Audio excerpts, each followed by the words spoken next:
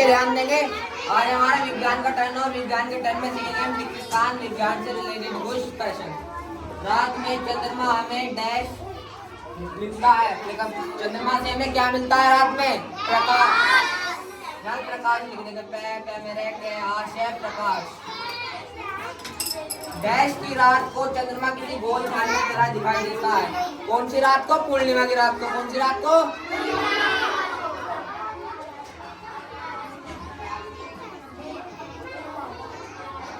Dash की रात चंद्रमा दिखाई नहीं देता। कौन सी रात को चंद्रमा दिखाई नहीं देता? अमावस्या की रात को। कौन सी रात को?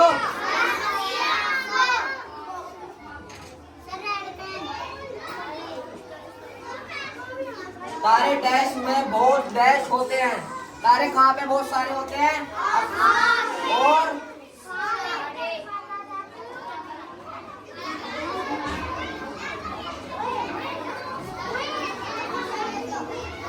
तारे आकाश में डैश रहते हैं। क्या रहते हैं? टिमटिमाते हैं।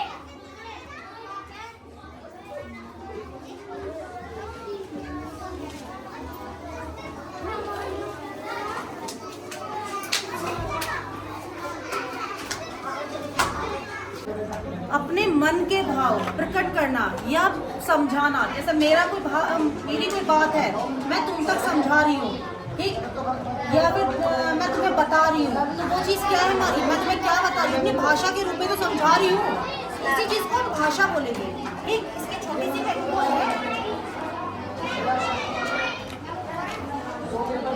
अपने मन की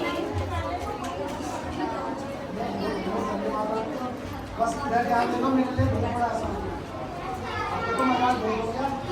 सामने ध्यान दो।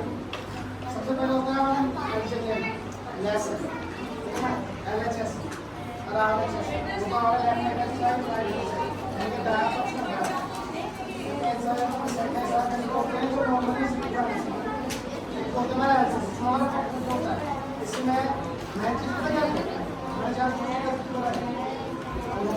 दूसरों को समझाने के लिए प्रयोग किया जाए। कोई भी काउंट प्रयोग करते हैं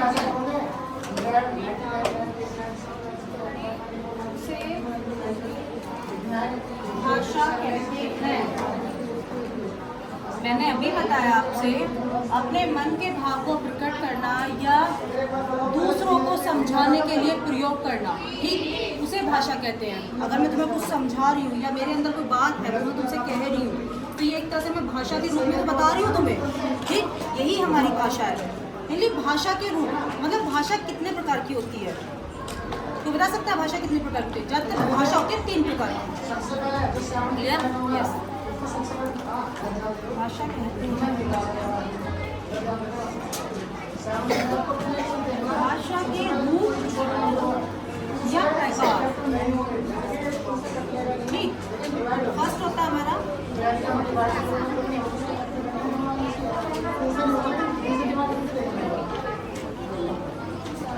मौखिक भाषा। सेकंड होता है हमारा लिखित भाषा। थर्ड होता है हमारा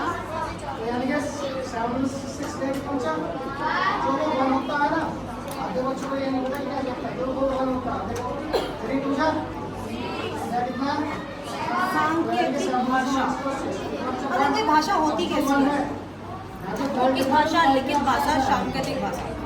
मौखिक भाषा जो मैं मुंह से समझा रही हूँ, मैं मौखिक बोल रही हूँ तुमसे, ओरली।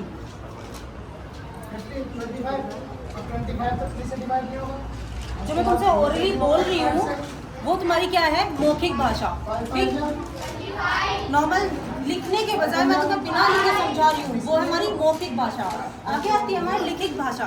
लिखित मुंह से बोलकर, उसे बाद में लिखकर, ठीक। मुंह से बोलने के बाद, ओरली बोलने के बाद उसे लिखकर, तो उसे बोलेंगे, अगर मैंने लिख दिया तो उसे क्या बोलेंगे? लिखित भाषा। क्या बोलेंगे बेटा? लिखित भाषा। मौखिक भाषा भी होगी, लिखित भाषा भी होगी, ठीक। नेक्स्ट आता है सांकेतिक भाषा। सांकेतिक भाषा कैसी होती है? किसी का संकेत देना। आपने देखा होगा कि बाहर जाते हो, ठीक, कहीं रोड पे जाते हो, उसमें एरो के निशान बने होते हैं, ठीक। टर्न इधर, टर्न लेफ्ट, टर्न राइट, या यू टर्न, ठीक। ये चीज ये चीज बनी होती है, ये होती है हमारी सांकेतिक भाषा में। मतलब इधर टर्न जाना तो हमारा निशान इधर की साइड है, लेफ्ट की साइड। इधर टर्न होना तो हमारा राइट की साइड निशान है। हमें यू टर्न होना है, यू मतलब घूम के आना है तो हमारा यू की टर्न निशान है। अगर हमारा इंटरनेशनल है यानी चौराहा, ठीक, चौराहा है तो हमारा टी पॉइंट भी नहीं होगा, सीधा ये होगा प्लस का निशान, कि जिसमें हमारी चारों दिशाएं होंगी, ठीक है। जिसमें चारों दिशाएं होती है उसमें तुम्हारी जगह का नाम लिखा होता है, यहाँ ये जगह है, यहाँ ये जगह है, इधर जाना था ये जगह, इधर जाना था ये जगह। तो ये होती है हमारी सांकेतिक भाषा।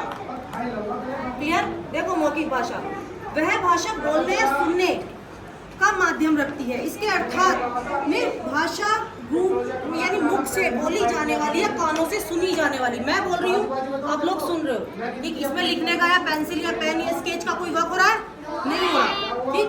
कानों से सुनी जा रही है सिर्फ, यही हमारी मौखिक भाषा कहलाती है। ये हम अपने शब्दों में तुम्हें समझा रहे हैं, ठीक। इस भाषा को पढ़े लिखे अनपढ़ भी बोलते हैं। हाँ, ये चीज हो है, इस भाषा को पढ़े लिखे अनपढ़ भी। अगर कोई ना मतलब बिना पढ़ा हुआ है, नॉर्मली बोलता तो वो है, बोलता है, बहुत सी बातें तुम्हें समझाता भी है, समझाता है ना, तो क्या है वो एक तरह से कौन सी भाषा का यूज करता है? वो मौखिक भाषा का। उसमें लिखने का यूज तो नहीं होता। और नॉर्मली तुम्हें किस चीज से समझाता है? मौखिक से, यानी कि ओरली समझाता है, बोलता है तुम्हारे सामने वो। तो इसमें तुम्हारे को पढ़ने का या पढ़ा लिखा है अनपढ़ होने की जरूरत नहीं है। तुम्हारा अनपढ़ भी मौखिक भाषा का यूज करता है, ठीक। नेक्स्ट आता है तुम्हारा लिखित भाषा।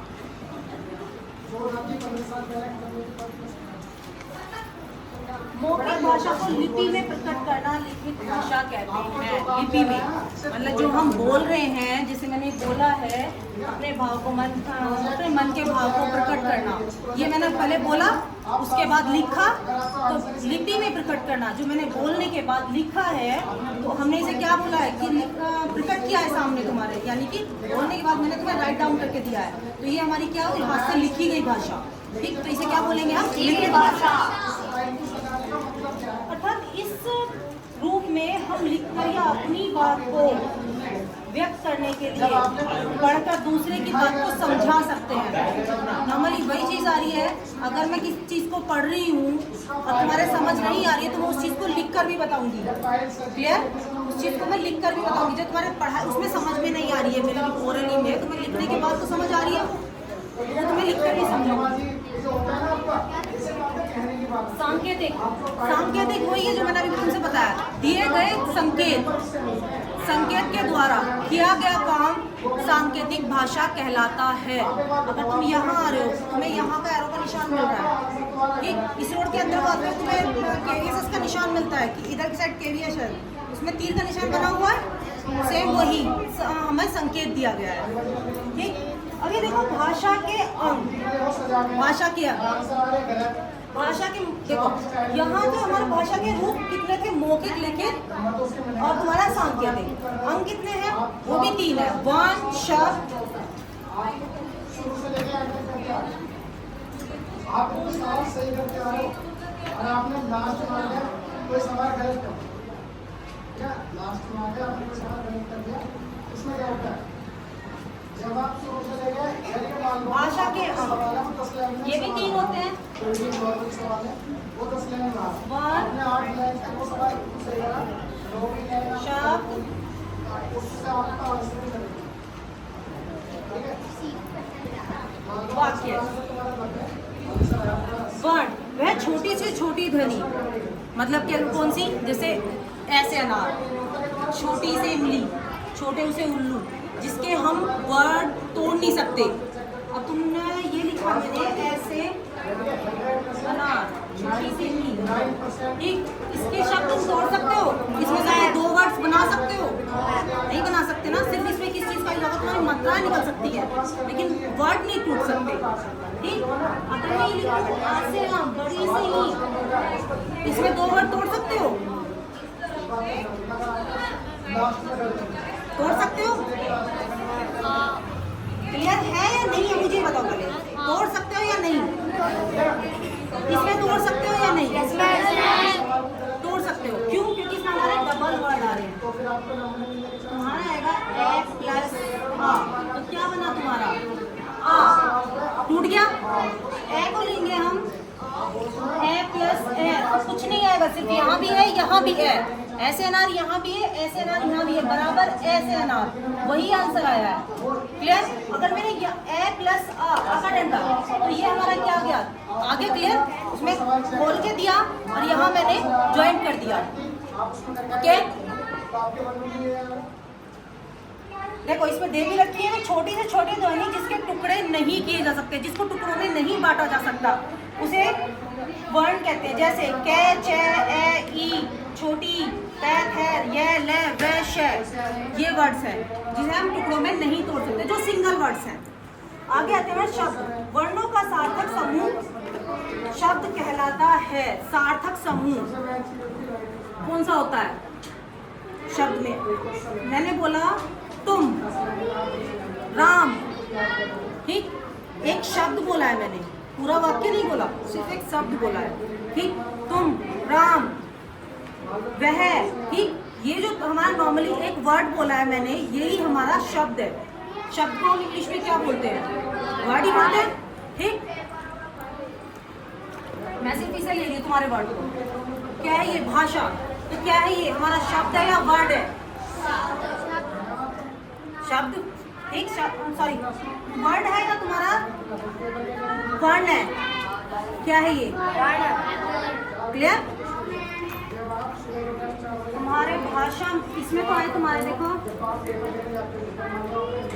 ए, चे, मैं, रे, एक एक वर्ड इसमें है तुम्हारे। राम, जाता, भाषा, कोई भी एक वर्ड उठा लिया, ये है हमारा शब्द। वाक्य क्या होता है? वाक्य वो होता है जिसका हम पूरा वाक्य बना रहे हो। वह जाता है, वह पढ़ाती है, ये पढ़ा रही है। अगर मैं इसी में से एक वर्ड गायब कर दूं, पढ़ा रही है, पता है तुम्हें कौन पढ़ा रही है? वह पढ़ा रहा है या वह पढ़ा रही है? पता है? नहीं पता, क्योंकि इसमें तुम्हारा पूरा वाक्य बन ही नहीं रहा है। अगर मैं बोलूँ सीता पढ़ा रही, सीता खाना खा रही है, मैंने सीता को हटा दिया, खाना खा रही है, तो ये पूरा वाक्य बनेगा तुम्हारा? नहीं बनेगा, क्योंकि इसमें तुम्हारा मेन जो वर्ड है वो ही नहीं है। वाक्य तुम्हारा क्या है? वाक्य जो तुम्हारा शुरू से लेकर लास्ट तक बने। जैसे मैंने बोला, पूरी लाइन ये ले लो तुम अपने मन के भाव को प्रकट करना। ठीक, ये पूरा वर्ड आ गया तुम्हारा, अपने मन के भाव को प्रकट करना। इसीलिए मैं दो वर्ड खत्म कर दूँ। मन के भाव, अपने को प्रकट करना। क्या प्रकट करना है? पता है? कुछ नहीं पता, तो इसका मतलब क्या है कि हमारा पूरा वाक्य नहीं बना। अगर मैं इसी बोलूँ अपने मन के भाव को प्रकट करना, तो ये हमारा पूरा वाक्य है। क्लियर? भाषा के कितने रूप होते हैं? किसी क्लियर है? आप किसी को पता है? हैंड रेज करेंगे सिर्फ, बोलेगा कोई नहीं बेटा, इसे क्या करूंगी। भाषा के कितने रूप होते हैं? चलो बेटा, तीन। कौन कौन से? तेज थोड़ा सा।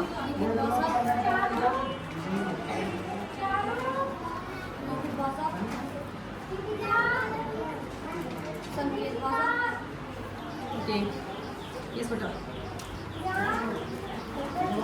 कौन कौन से?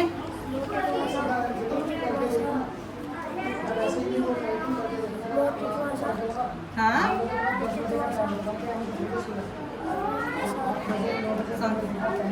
ओके, थोड़ा तेज बोलो बेटा, बहुत धीरे बोल रहे हो। आधी वर्ड समझ में आ रहे हैं, आधी नहीं आ रहे हैं।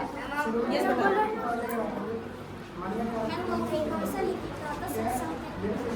मौखिक भाषा, लिखित भाषा और सांकेतिक भाषा। और भाषा के कितने अंग होते हैं? बोलेगा कोई नहीं, सिर्फ हैंड रेज करेंगे। यस बेटा। भाषा के कितने अंग? मैंने वर्ड नहीं पूछे बेटा। नॉर्मली कितने अंग होते हैं? तीन। कौन कौन से? और वर्ण कौन कौन से होते हैं? अगर मैं वर्ण पूछूं, नहीं तीन नहीं, मतलब वर्ण तो काफी सारे होते हैं, कोई भी दो वर्ण बताइए आप। कोई है ऐसा जो बताएगा? कोई भी दो या तीन वर्ण बताएगा मुझे। बेटा बेटा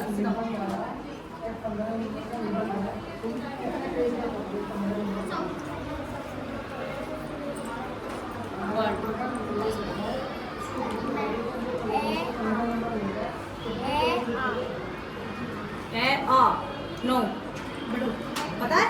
यस बोलिए। एच है।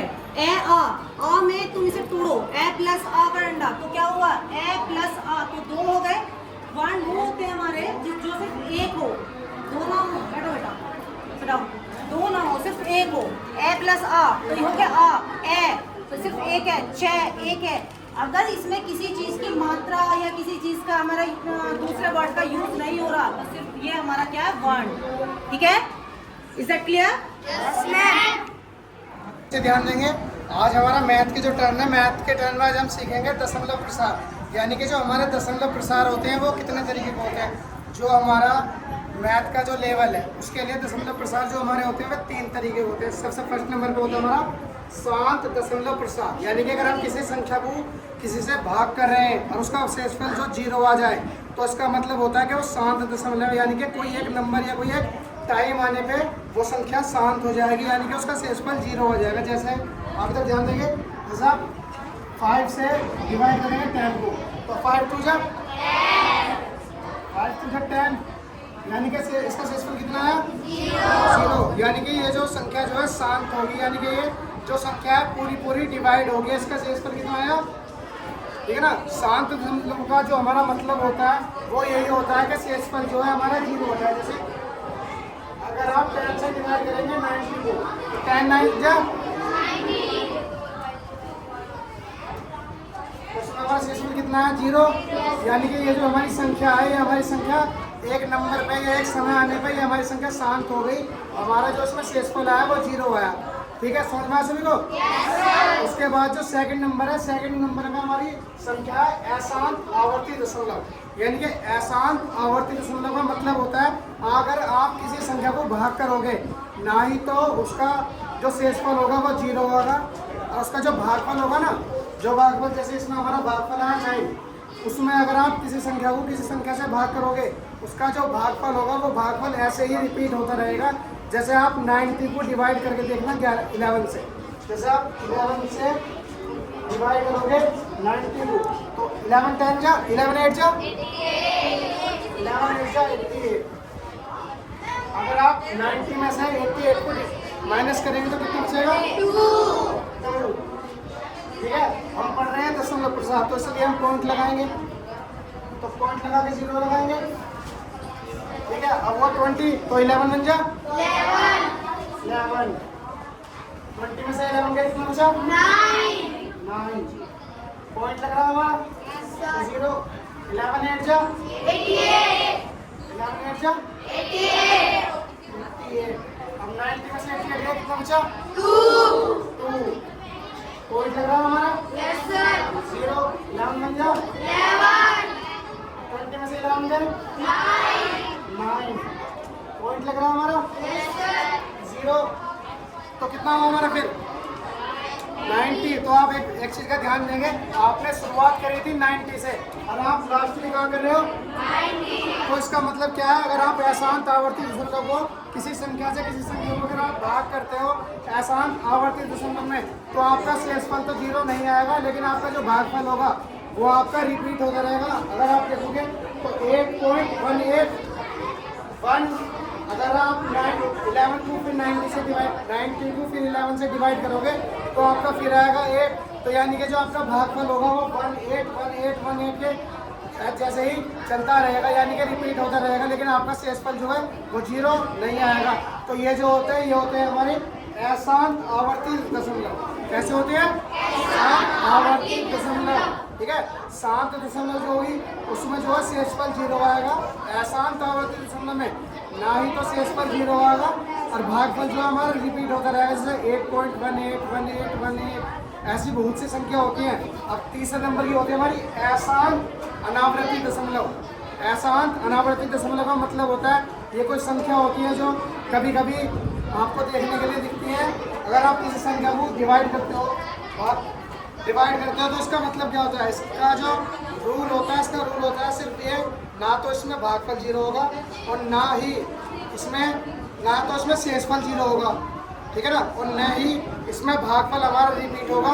इसमें जो है भागफल कभी कभी पॉइंटों में एक संख्या, 2 संख्या, 3 संख्या के गैप में मिलती है। जैसे कोई भी एक नंबर है, जैसे 1, पॉइंट लगा के 0, फिर इसमें लगा हमने 1, फिर 00 आई, फिर 1, फिर 000, फिर 1, फिर 40, फिर 1। यानी कि अशांत अनावर्ती दशमलव का जो एग्जाम्पल होता है वो ये होता है। देखो हमने 1 से शुरुआत कर दी, पॉइंट लगा 0, फिर 1, उसके बाद हमारी कितनी 0 पड़ी 2, फिर 1, फिर हमारे 3 0 पड़ी, फिर 1, फिर हमारे 4 0 पड़ी, फिर 1। यानी कि अशांत अनावर्ती दशमलव का जो हमारा एग्जाम्पल होता है वो हमारा ये होता है कि अशांत अनावर्ती दशमलव ना तो हमारा भागफल रिपीट होगा, ना ही हमारा शेषफल 0 आएगा। अशांत अनावर्ती दशमलव का मतलब हमारा यही होता है। इसलिए हमारी जो दशमलव प्रसार होती है वो हमारी 3 तरीके की होती है। समझ में ऐसे बच्चों को?